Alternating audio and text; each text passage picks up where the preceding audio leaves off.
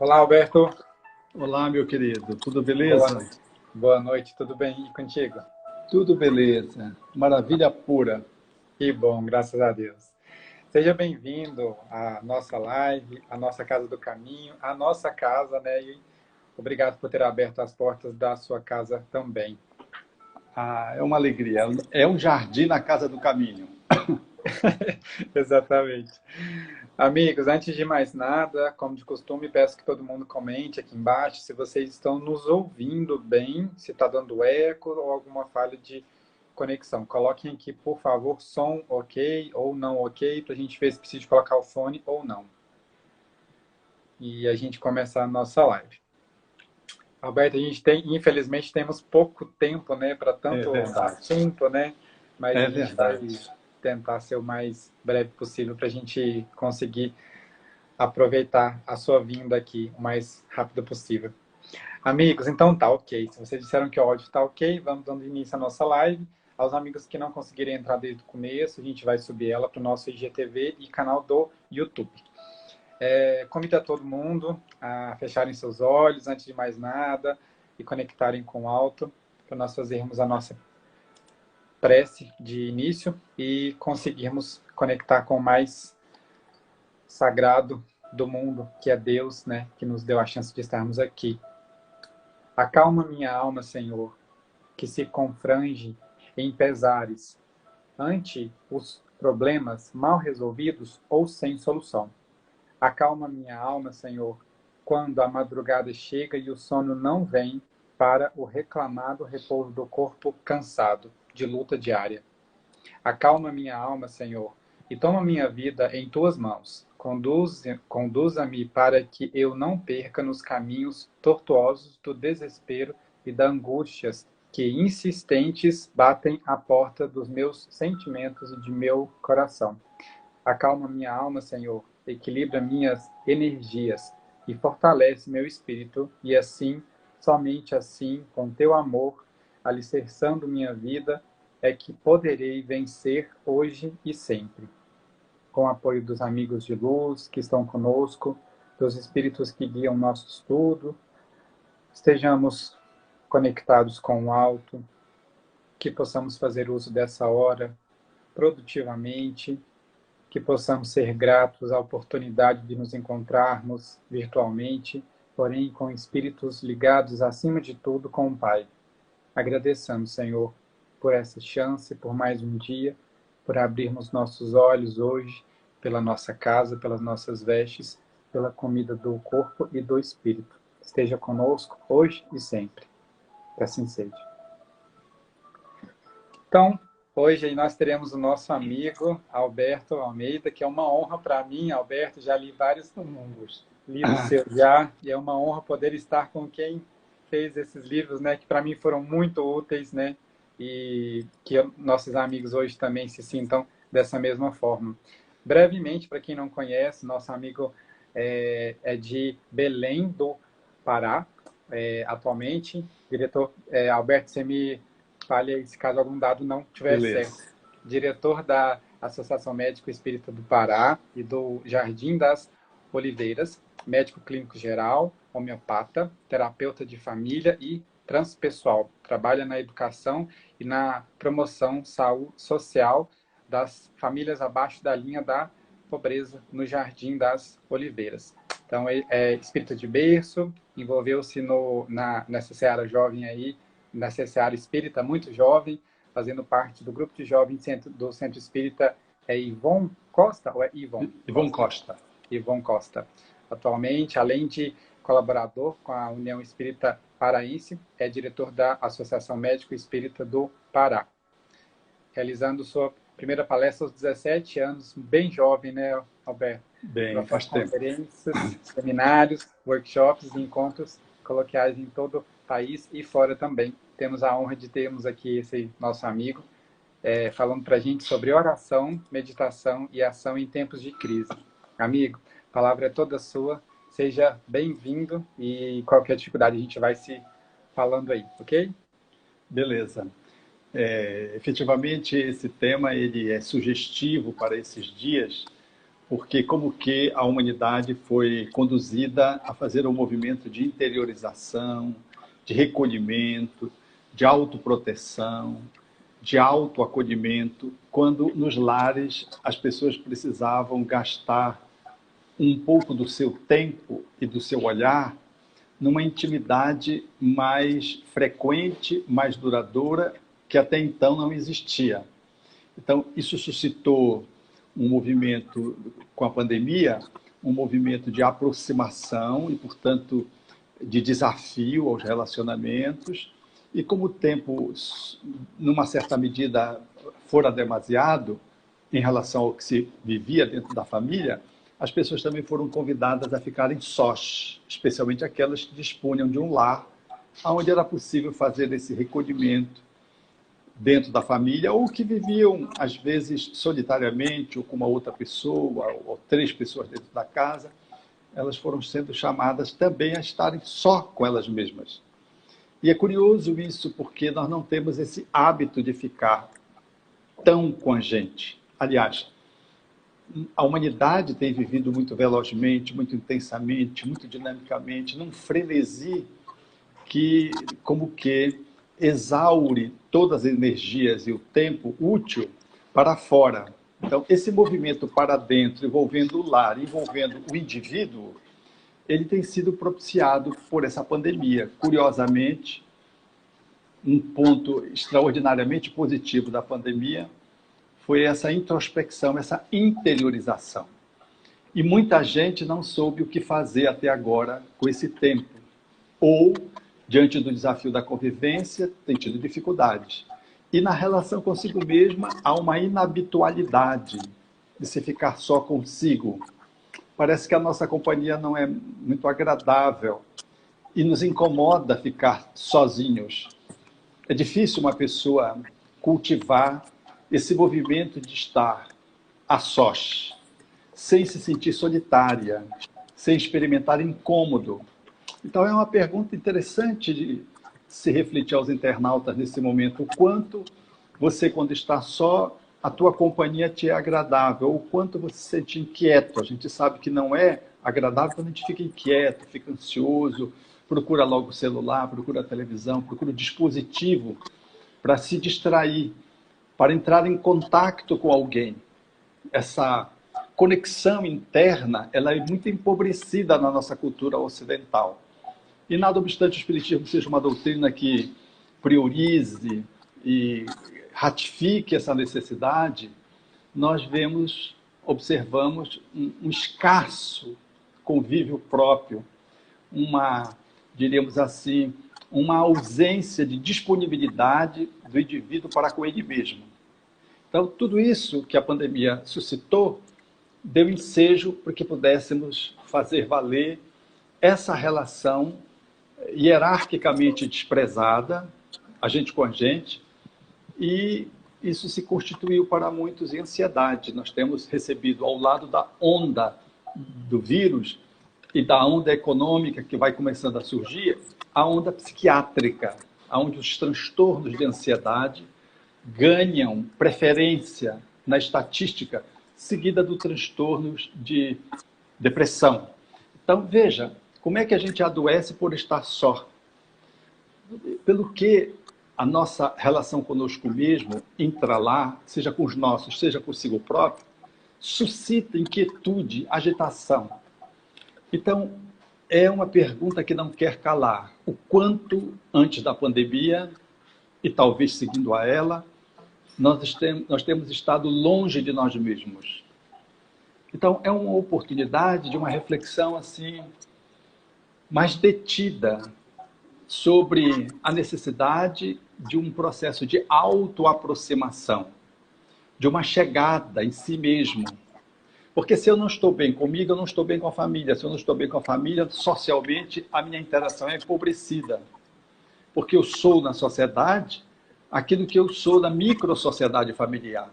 E eu sou na micro-sociedade familiar aquilo que eu sou com o meu mundo interno.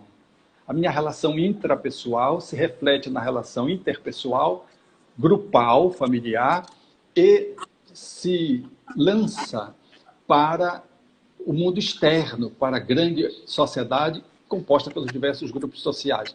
Veja que esta análise ela nos remete, em última instância ou em primeira instância, eu comigo, a relação de mim comigo mesmo.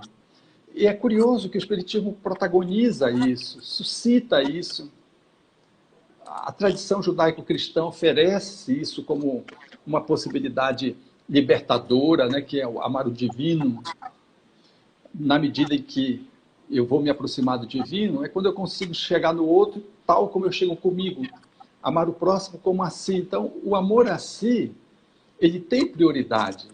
Ele é o ponto de partida, porque não dá para amar o outro sem amar-se.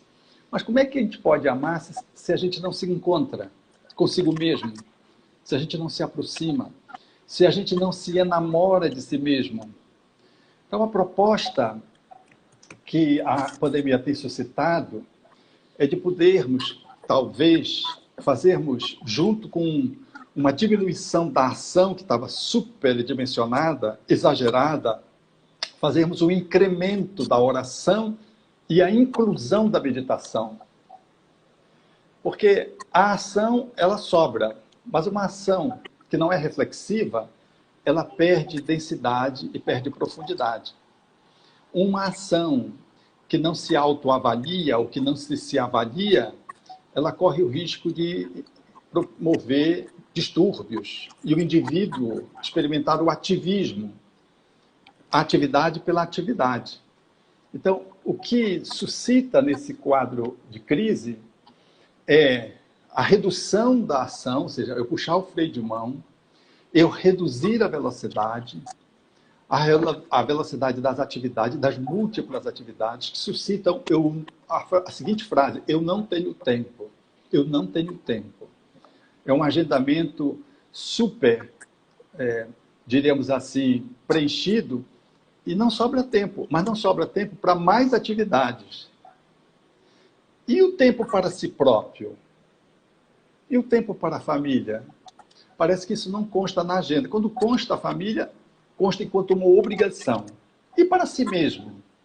Não consta na nossa hierarquia de prioridades, na divisão do tempo antes da pandemia, não constava isso. Qual é o tempo que eu preciso dedicar a mim mesmo? Qual é o tempo em que eu me dispenso para fazer um contato mais profundo comigo mesmo? Às vezes o tempo para mim mesmo é a academia, às vezes o tempo é uma atividade física, que me embute uma atividade corpórea.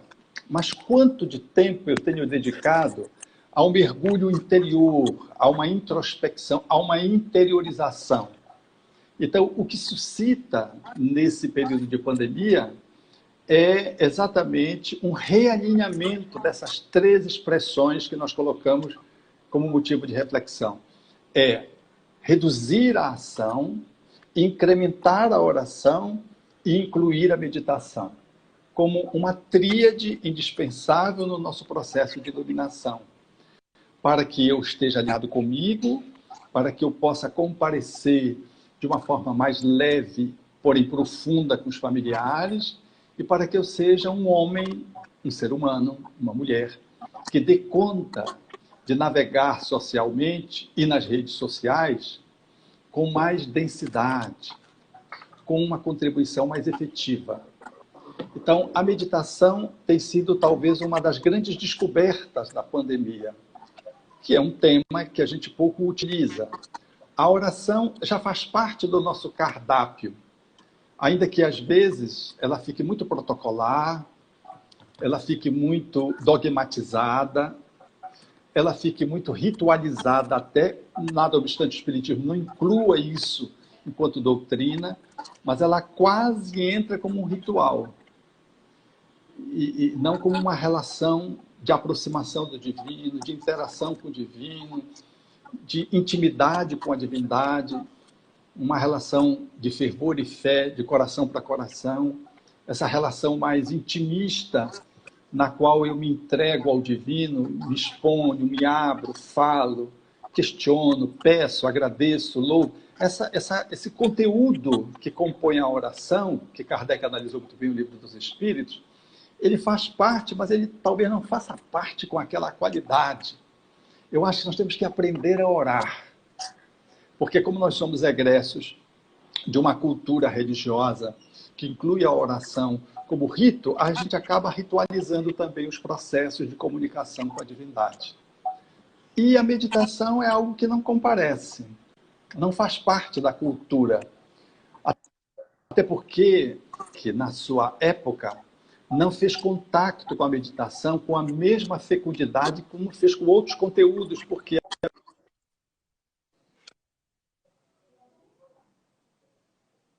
aparecia num mundo que também não era nada, ela comparecia no seu tempo, entre os místicos religiosos do seu tempo, na cristandade, como contemplação, como autocontemplação.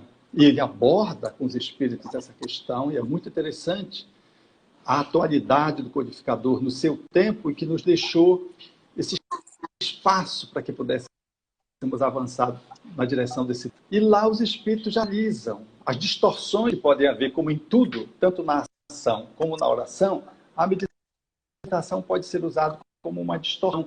Kardec trata a distorção do isolacionismo, da contemplação estéril, e os espíritos também sinalizam a importância do conhecer-se a si mesmo, e a importância desse mergulho na dimensão transpessoal para poder fazer conexão com a nossa perspectiva extrafísica.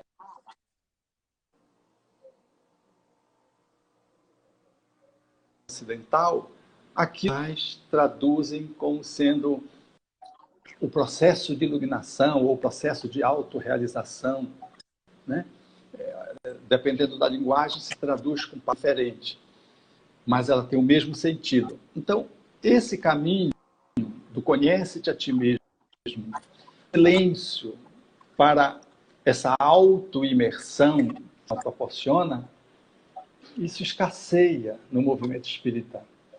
Isso tem feito muita falta, porque o Ocidente ele é feito de atividade, ele é feito de velocidade, ele é feito de consumo. Tempo é dinheiro.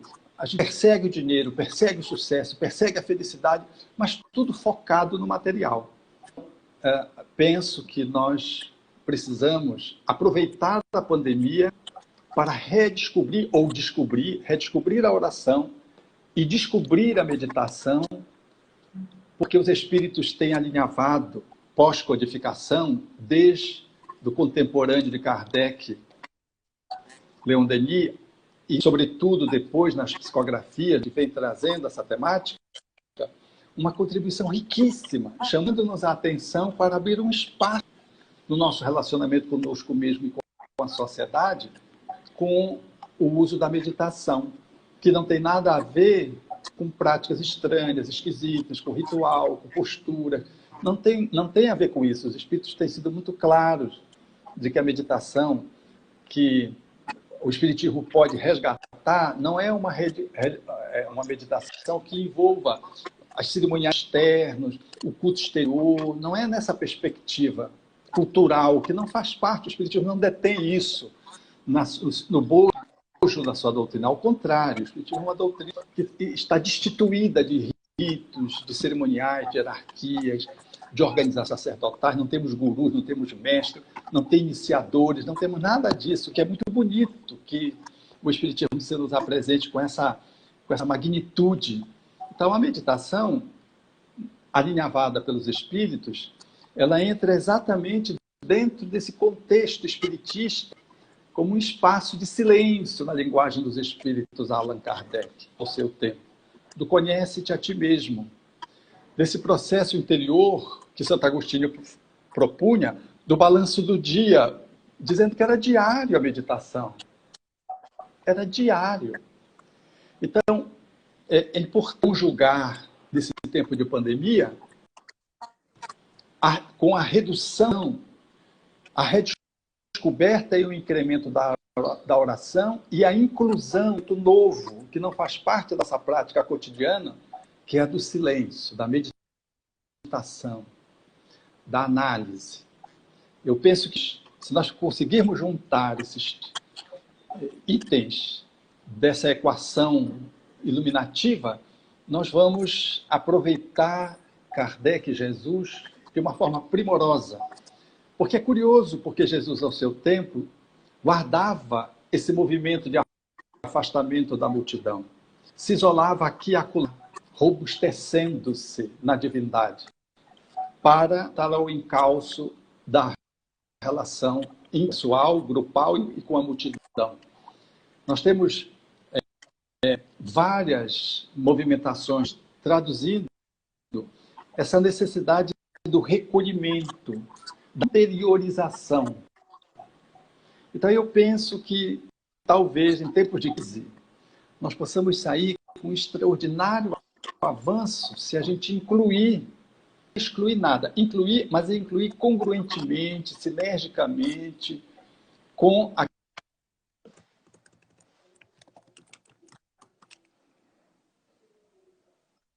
de encontro consigo mesmo e com a divindade. Para que pós-crise pandêmica, nós consigamos ter ações mais qualitativas, mais fecundas, interações mais marcantes do ponto de vista da qualidade, menos qualidade, menos velocidade e mais intensidade na qualidade de vida, mais pausa. Uma vida que regule o equilíbrio, ela precisa ter pausa, sem pressa e sem atraso, como diria Pastorino, através da psicografia de Divaldo Franco. Sem pressa e sem atraso. Uma vida que vai com pausas, ação e pausa. O cérebro faz pausa, precisamos dormir. O coração faz pausas na sua movimentação. Ele não bate adoidadamente. Se ele bater 200 vezes por minuto num processo de cérebro demorado, nós fazemos uma parada cardíaca. Se a nossa movimentação cerebral ficar demasiadamente acelerada, a gente convulsiona. Se o intestino se movimentar de uma forma muito ligeira, que ele o faz em algumas circunstâncias, nós vamos ter diarreia. A ocorrência ela surge para atender uma demanda pontual. Mas se nós normalizamos para o sistêmico, o contínuo, a gente adoece. Então, a vida precisa de ação e pausa. Ação e pausa. Ação, reflexão, que me sugere uma ação mais profunda. Ação, pausa, oração. Quando a gente inclui esses três posicionamentos, essas três dimensões, que na verdade elas estão interligadas. É curioso ver isso. A gente separa para um efeito mais didático. Porque quando a gente vai fazer um mergulho mais profundo na temática, a gente vai ver que está tudo relacionado. Nos espíritos nobres, o ato de agir já é um ato meditativo e de oração. Mas nós que estamos tupiniquim ensaiando, a gente vê isso com muita clareza, até de forma didática, para poder, de uma forma, fazermos o nosso autoagendamento, a fim de que a gente beneficiar da vida sem a sofreguidão de que a vida está passando e a gente não está vivendo. Em realidade, quando a gente para, acontece só quando tem uma pandemia.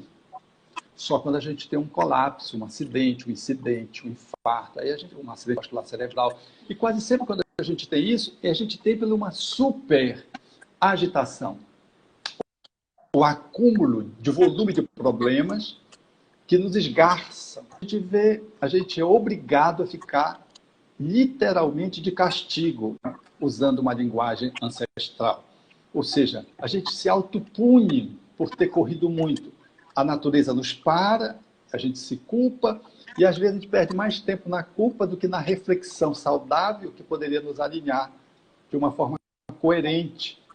Quando saído do acidente, da doença, do impedimento, a gente pudesse voltar melhor. Será que nós vamos voltar melhor depois da crise? Hoje eu postei no meu Instagram, aqui tem um balneário perto de Belém do Pará, 200 quilômetros. Se você ver a foto, ela está abarrotada de carros. Absolutamente. É uma praia onde não há espaço para mais ninguém. Parece um tempo normal, porque julho é o tempo de férias em Belém, onde as pessoas vão para esse balneário. Fica tanta gente que quase... Tem gente que não vai... Não estamos saindo de uma pandemia, porque ainda estamos na pandemia. Então eu fiquei pensando e me perguntando o que é que... Se é que a gente aprendeu, será que nós ficamos com uma overdão porque a gente não sabe ficar com a gente? Será que a gente viveu a experiência do estrangulamento familiar e o processo de desabafo, não aguenta mais conviver um com o outro? Será que nós estamos aprendendo efetivamente? Então, eu acho que o Espiritismo pode nos ajudar, nesse momento, a fazer uma reavaliação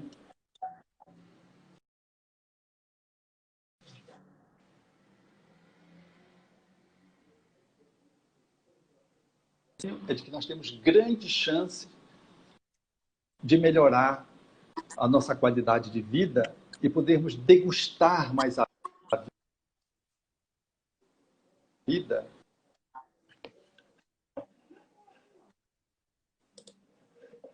tropeços como temos vivido, correria, como se nós fôssemos perder o trem da felicidade que está passando ali adiante, sempre ali adiante. Nunca estando no lugar onde estamos, quase sempre vivendo o passado ou o futuro, com poucas chances de reflexão com o divino pela oração e com meditação quase sempre ausente.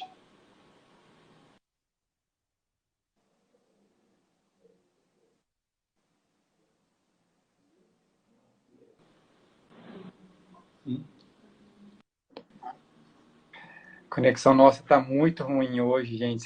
Vocês nos desculpem aí, mas acaba que são coisas que a gente não espera, né? Amiga, eu creio que para alguns amigos aí Está dando para estejam tendo ouvir? alguma dificuldade. Alberto? Oi, estou te ouvindo. Agora Ah, estou te sim. ouvindo. Agora está me O ouvindo? povo Eu estava acho que me a gente ouvindo? teve uma... O pessoal está com uma certa dificuldade aí de ouvir. Eu acredito que esteja um pouco instável aí a nossa rede. Mas eu creio que agora vai ficar mais fácil aí. Pode continuar. Eu acho que há um congestionamento na rede, né? Domingo, né? Esse Então, horário nobre. é verdade. Eu, então, queria fazer, aproveitando o espaço para fazer a opção em torno da meditação, que é um ponto mais vulnerável, né?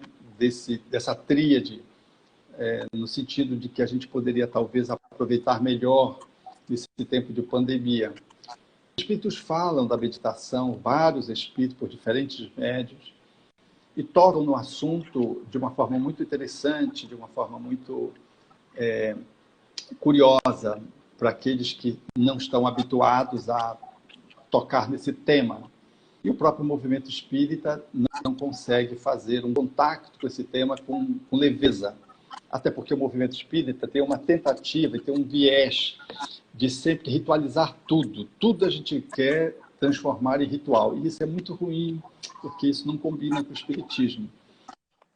Então, se apresenta gestão, uma proposta, a pessoa já implementa aquilo como sendo daquele jeito, tem que ser daquele jeito, e já consagra como uma prática que acaba sendo mais uma prática exterior do que interior.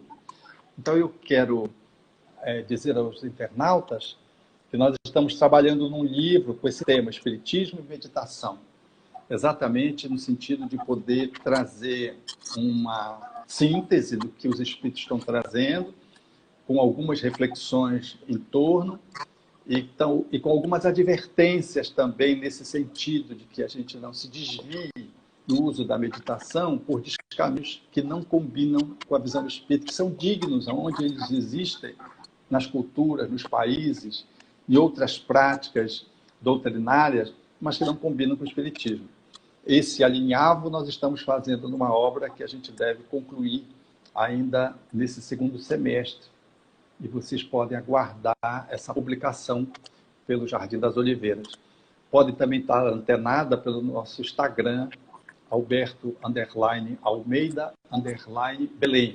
O Instagram ele vai estar anunciando o lançamento dessa obra e pretendemos também fazê-la mediante e-book.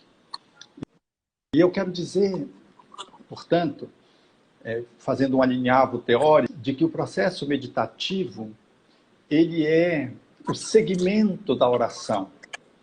Joana usa uma expressão que eu gosto muito. Ela diz que pela oração a gente fala com Deus e pela meditação a gente escuta a divindade. Eu acho essa fala de uma propriedade incrível, porque a oração é eu na direção da divindade.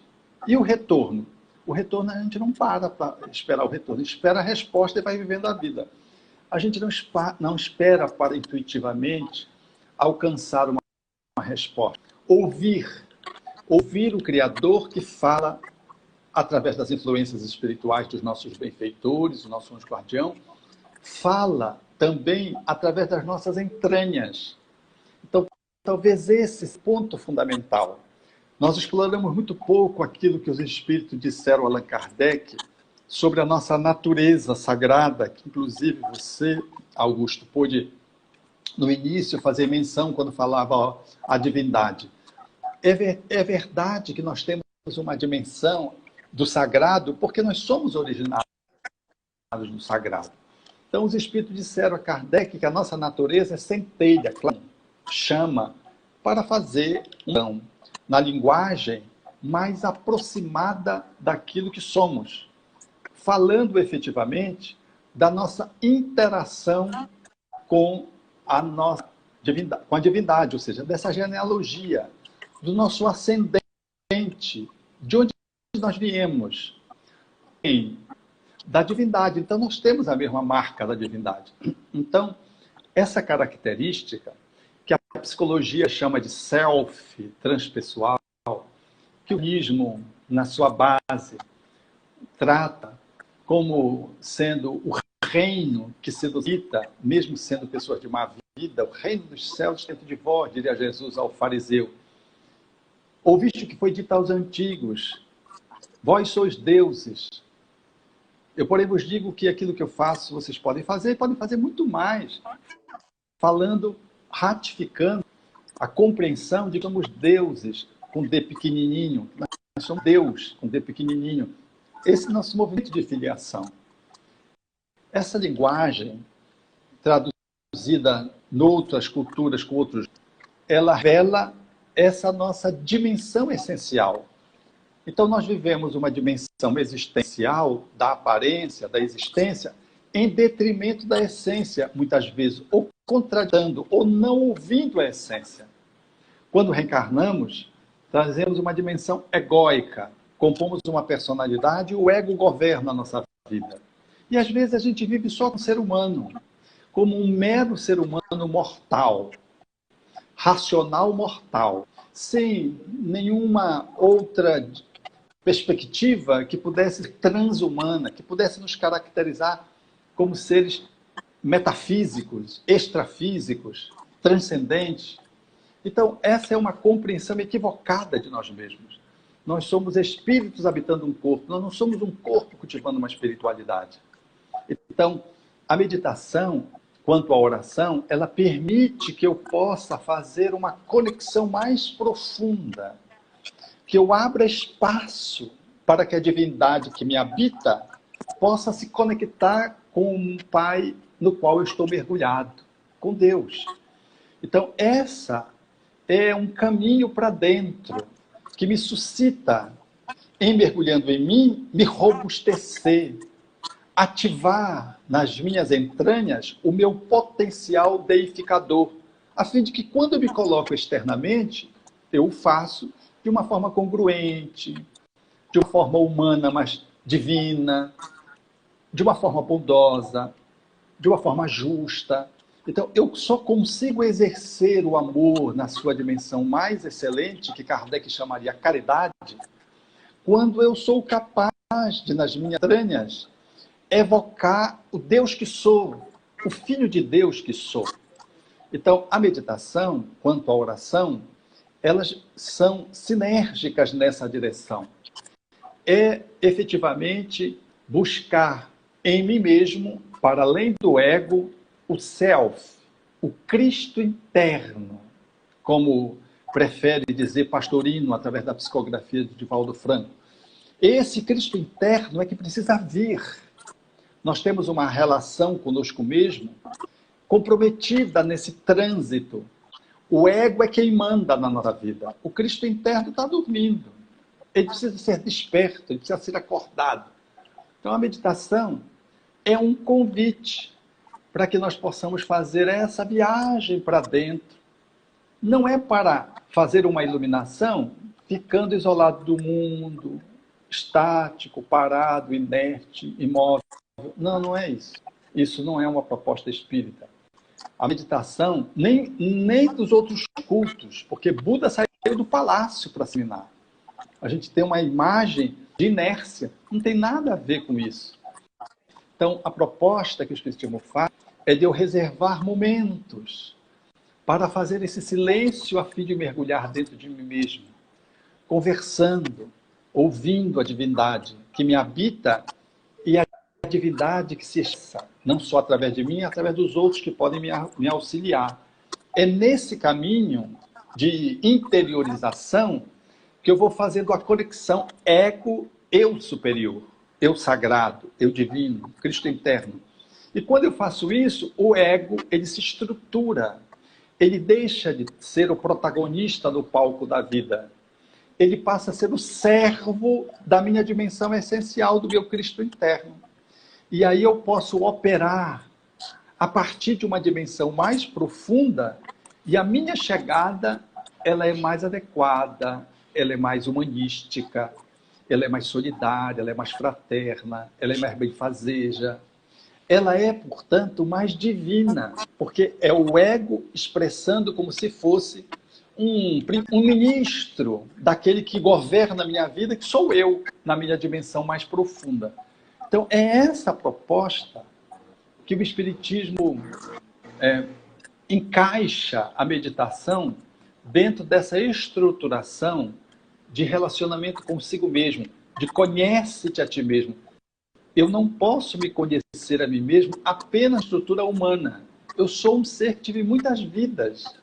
Eu sou um ser que imbuto em mim um projeto de iluminação. Eu não sou um ser que nasci para morrer e acabou. Então, esse olhar, que é um olhar que envolve o processo de evolução e que embute a compreensão de que eu sou um co-criador na vida, da minha própria existência e de tudo aquilo que eu toco e das pessoas com que eu me relaciono, ele me dá ensejo de uma identificação com o divino, saindo um pouco do ego, me desidentificando do ego, me identificando com a divindade através da minha dimensão Deus, Cristo interno, para usar o ego humanamente, fazendo, portanto, a minha inserção existencial com uma outra qualidade e fazer do meu avanço intelectual e moral que Kardec propõe, criando em mim uma plataforma de avanço a partir dessa estrutura basilar. Então, a meditação que vai silenciosamente, repetida, diariamente, como propõe Santo Agostinho, vai nos remetendo para essa incursão, essa imersão. E quando eu faço uma imersão, segue-se uma emersão. Eu venho diferente, eu venho um homem novo, eu me renovo a cada dia. E o homem velho, na fala crística, vai sendo o homem novo que vai surgindo das minhas entranhas. E a vida vai tomando outro colorido, uma outra conformação, uma outra beleza. Não é uma proposta, portanto, de alguém que vai fazer uma meditação para ficar iluminado do dia para o outro. É uma fantasia. Porque a gente pensa que as pessoas iluminadas, elas conseguem se isolando, indo para um monte, para uma caverna, que isso tudo pode servir como processo de introspecção. Mas a iluminação não é isso. A iluminação a gente conhece na interação do mundo, na qualidade que eu tenho de me autotransformar, transformando o mundo onde eu estou inserido. E é por aí que se conhece uma pessoa iluminada. A marca de um homem bom é as suas obras, é o que ele faz. É a capacidade de agenciar transformações em si e nos outros. E é esse o objetivo a que se propõe a meditação, quando ela está alinhada com o pensamento espírita, intimamente associada à oração e à ação, porque elas não se dissociam. Elas fazem parte de um construto inteiro, completo, que, em sendo observados, ensejam-nos nos tornar pessoas melhores, maiores, e viver cada dia com a grandeza que cada dia pode nos ensejar, sacralizando o cotidiano, as pequenas coisas, com pausas e com ações lúcidas. E assim, me parece, que nós conseguiremos fazer uma tríade profundamente favorável para que possamos nos tornar o homem de bem, espíritas, se formos espíritas, ou o homem de bem, se aproveitarmos que o espiritismo nos oferece, ainda que nós não nos identifiquemos com o pensamento espírita, nos tornaremos em pessoas melhores e maiores. Essa talvez seja um dos produtos, ou dos subprodutos benéficos que a pandemia vai poder nos ensejar nesses dias. Faz sentido para você, Augusto? Não sei se você está me ouvindo, eu estou falando, mas eu não sei se você está me ouvindo, se o povo está me ouvindo. Estamos sim, completamente, amigo. Faz sentido completo. E uma coisa que eu ouvi algum tempo atrás, que a palavra oração, como você muito bem comentou, tem orar e agir, né? Porque a oração, ela só é a prece conectada com o Pai quando nós agimos, né? Nós pedimos essa bênção dele, né? E tem um conteúdo desenvolvido pela FEB falando que a prece é um tipo de apelo que permite a nós entrarmos em comunhão com Deus, Jesus e com os espíritos superiores a fim de receber proteção e auxílio. Porém, a gente entende isso quando nós nos conhecemos, né? Nossa amiga Silvana lembrou muito bem que a questão 919 fala muito sobre isso, né? Conhecer-se a si mesmo, né? E aí, em complemento a tudo isso, Kardec, no livro dos Médiuns, né, no capítulo 9, fala que a sua ação será tanto maior quanto mais fervorosa e sincera for. Então, descobrir os deuses que existem em nós traz para cada um de nós uma responsabilidade de entender qual é o nosso papel nessa prece, né, nessa meditação. Amiga, eu queria que você comentasse para a gente um pouco, por favor, sobre alguns amigos nossos, e quando eu falo amigos nossos, eu me incluo nisso também, que nós temos uma certa dificuldade em meditar em detrimento à nossa ansiedade. O que você consegue falar um pouquinho para a gente? Porque eu acho que tem fases, né, etapas, e aí, como você falou, a gente não consegue fazer isso de um dia para o outro, né? Frear um carro a 200 km por hora, nós precisamos de uma margem de tempo muito grande, de espaço muito grande. Nós não conseguimos parar no mesmo lugar. Se nós formos reduzindo a marcha, nós conseguiremos frear num espaço de tempo menor. E se nós formos a uma velocidade pequena, nós paramos quase instantaneamente. Como a nossa mente vem numa velocidade grande, nós promovemos uma agitação psíquica. A imagem que eu gosto muito é de alguém que está no mar límpido, mas cujas maresias, as ondas, elas se movimentando, impedem-me de olhar meu pé. O meu pé está lá, eu sei que está lá. O pé é o self, é o Cristo interno. Ele me sustenta. Mas eu não me dou conta de que ele existe, por quê? Porque tem muita maresia. Então, a maresia, eu preciso silenciar um pouco a maresia. Eu preciso diminuir as ondas que às vezes estão encrespadas, às vezes estão menores. Essas ondas, elas são produzidas pelos problemas que me agitam psiquicamente e me geram ansiedade. Elas são produzidas por nós mesmos no nosso movimento na água, na vida, nossos conflitos internos, as nossas demandas existenciais, elas nos agitam mentalmente. Mas para dentro da água, às vezes, a gente turva a água com movimentações que fazem com que a gente não enxergue o pé também, porque a água fica turva em função do nosso movimento inadequado. São as outras vidas, o inconsciente, que borbulha com conteúdos de culpa, de remorso, com mágoas, com ansiedades, que estão encasteladas dentro de nós mesmos. Esse conjunto todo, ele dificulta que nós possamos transformar aquele espaço num lago plácido, sereno, e aonde a gente possa olhar para dentro de nós mesmos, olhar para os nossos pés e vê-los. Assim é o ego em relação ao self.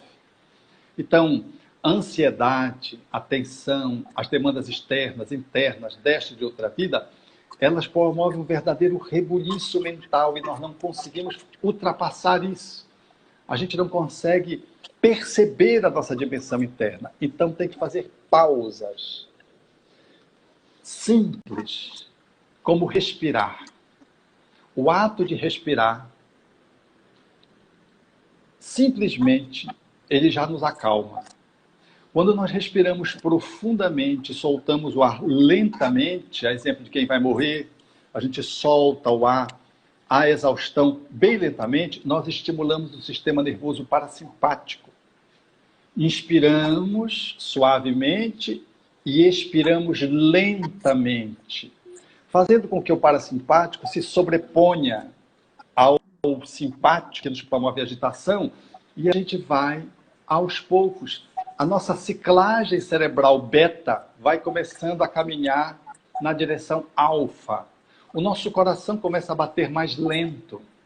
Todo o nosso corpo começa a relaxar só com a respiração. Pura e simples com a respiração. Porque a gente pensa na meditação como algo complexo, algo, uma parafernália de recomendações. Não. É como Joana diz, é simples. É dedicar alguns minutos para relaxar os músculos, para respirar profundamente, para ir aos poucos fazendo uma movimentação de relaxamento que vai nos permitindo silenciar essas ondas mentais que vão se aquietando e vão permitindo que a mente, ela, como um cavalo que agitado, ela possa ceder a quem monta o cavaleiro. Nós somos o cavaleiro, você é o cavaleiro, eu sou o cavaleiro. Mas se nós largamos as rédeas, o cavalo, que é a mente, é ele que nos conduz. E a gente não consegue ir para onde a gente quer. A gente não se reconhece, a gente se identifica com o cavalo, se identifica com a mente, a gente acha que a gente é só isso. Eu acho que eu sou só ansiedade, eu sou só depressão, eu sou só impulsividade, eu sou só mágoa, eu sou só culpa. Não. Eu tenho isso dentro de mim, mas eu não sou só isso. Eu tenho esse bando de coisa que sujou a água, que faz as ondas encrespadas, mas tem dentro de mim o pé. Lá no fundo tem um Cristo interno precisando ser conectado. Então é todo um trabalho repetido, de treinamento, de respiração. Há várias técnicas, mas o trabalho mais simples que os Espíritos sugerem é esse, do relaxamento, da simplicidade, da respiração, no qual nós vamos vivendo uma quietude, aplacando assim a mente, abrindo espaço para que o lago vá ficando plácido, para vai se tornando cada vez mais límpida, e isso vem junto com a minha ação do bem, porque se eu não faço uma ação do bem, eu não consigo pacificar a mente. Então é a ação do bem e a meditação, a ação do bem e a meditação. Porque a ação do bem, ela me tranquiliza e ela me leva para o espaço de quietude, porque eu abro mão das toxicidades do dia a dia, da inquietude, da mágoa, das raivas, dos incômodos do dia a dia, porque eu passo a levar uma vida mais correta, atitudes mais corretas. E eu passo, então, a encontrar uma meditação mais fácil. Esse mergulho passa a ser mais fácil. E, para finalizar, é como se, de repente, eu comece a enxergar o pé, ou como se eu quisesse enxergar o sol, e entre as nuvens da minha inquietude mental, eu começo a ver rasgo de luz. E eu começo aos poucos, a fazer contactos que cada vez mais, pela repetição, eu vou aprofundando, até conseguir pacificadamente, de tal modo que possamos viver aquilo que na psicologia tibetana se diz a atentividade, ou seja, eu tenho uma atenção plena na vida, porque eu estou com um nível de consciência pleno, existencial. E esse nível consciente, de consciência existencial me dá ensejo de viver conectado. A minha meditação, com o tempo, e eu quero dizer o tempo uma vida ou várias vidas, ela passa a ser o meu jeito de viver. Aí já é uma atitude crística. Já estou pegando o outro extremo para ver aonde a gente pode chegar. Mas para nós outros que somos assim iniciantes, é começar a respirar e começar a fazer o bem. E há outros recursos que eu vou estar recomendando no livro que vão ser interessantes, a partir do que os espíritos propuseram, que podem nos ajudar nesse caminho da meditação. Perfeito. Amiga, eu queria complementar alguma coisa, não sei se eu estou certo ou estou errado em falar isso, mas acaba que quando a gente tem dificuldade para se aquietar, tem muito a ver com a nossa, com o nosso querer dar conta de tudo e se sentir muito responsável por coisas que não são para nós ainda, né? E acho que a gente quer tomar conta de coisas que nós não temos como fazer isso ainda. E o exemplo que você deu foi espetacular. Parar um carro de uma hora para outra a 200 km por hora é uma força muito grande. Então, vamos parando dele devagar, como você muito bem disse, prestando um pouquinho mais assim, o foco na nossa respiração, que é coisa tão pouca que a gente faz, né? E aí, para a gente chegar no final, infelizmente, dessa nossa live, creio que você tenha tomado como base também uma obra psicografada por Divaldo Franco, da nossa querida Joana de Ângeles, falando sobre necessidade de meditação. Ela fala que meditação é recurso valioso para uma existência sadia e tranquila. Através dela, o homem adquire conhecimento de si mesmo, penetrando na sua realidade íntima e descobrindo inexauríveis recursos que nele jazem inexplorados. Meditar significa reunir os fragmentos da emoção num todo harmonioso, que elimina as fobias e as ansiedades, liberando os sentimentos que encarceram o indivíduo, impossibilitando o avanço para o progresso. Não é momento de interrogação do intelecto, o da meditação. É de silêncio. Não se trata de fugir da realidade, mas de superá-la. Não se persegue um alvo à frente, antes se harmoniza no todo.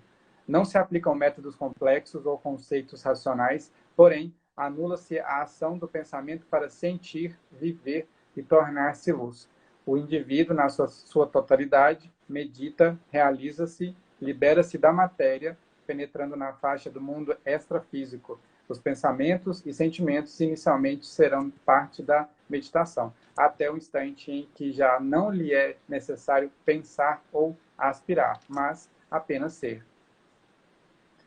Resumiu tudo alegria isso. De viver, a alegria de viver, ela tem essa página do livro Alegria de Viver, é o capítulo 16, Necessidade da Meditação, onde ela propõe, efetivamente, de uma forma muito simples, o quanto nós precisamos fazer do silêncio, esse mergulho interno, superando a mente, indo além do pensamento, da sensação e mergulhando nesse estado, que é o nosso estado do sagrado, do eu superior, do Cristo interno. E a mente passa a ser regida através das entranhas conectadas com o divino. Exatamente. Pessoal, se vocês tiverem mais alguma dúvida, quiserem colocar... aqui a Kátia perguntou qual livro que é essa parte agora que nós lemos da Joana de Ângeles. É Alegria de Viver, né? O capítulo 16 dessa obra, chamado, o título do capítulo, Necessidade da Meditação. E ela faz um alinhavo bem simples, mas bem profundo, como sempre acontece com os espíritos nobres, que dizem muita coisa em poucas palavras. E suscita a necessidade do silêncio. Há outras obras em que ela traz o tema, por exemplo, Luz nas Trevas com o título, o capítulo A Bênção do Silêncio, é uma outra contribuição atrás, bem enriquecida, em torno da meditação, sobre a necessidade de fazermos essa pausa para fazermos essa incursão, convidando, portanto, a podermos estar conectados com a divindade a partir desses momentos de interiorização, que a gente não se permite habitualmente pela agitação que nos demanda com uma agenda muito intensa.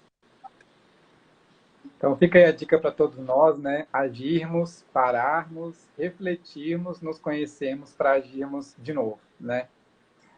Amigo, gratidão extrema por poder tomar um pouquinho do seu tempo hoje, por poder trazer-nos essas ideias clarificadoras, né, para a gente tomar ciência do quanto nós somos deuses, né, com D minúsculo, mas trazermos para nós responsabilidade, né, que nós podemos parar o carro devagar a ponto de sabermos qual força nós temos para isso, né?